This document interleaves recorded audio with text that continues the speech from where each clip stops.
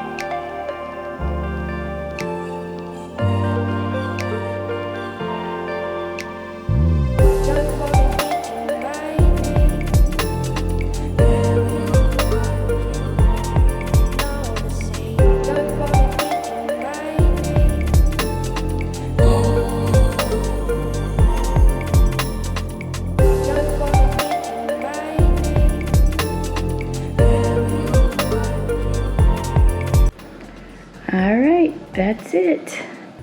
Whew, gosh, so much better. Like, literally, I felt the anxiety melt away. So I just gotta get my son to come down, break down those boxes, put them in recycling. Gotta return to make to Amazon. Kitchen counter is clean. Like, guys. Up here is the cake we had when we went out to eat, and then a peach pie I bought for another night. Counter is clean. I'll wait for the end of the week for her water bottles to stack up, and then I'll wash those, empty out her lunch box. Otherwise, oh, I gotta put that peach container away. I can start cooking dinner. Taco bowls. It's gonna be scrumptious. Well, that's it. Thanks for watching. Ooh, trash.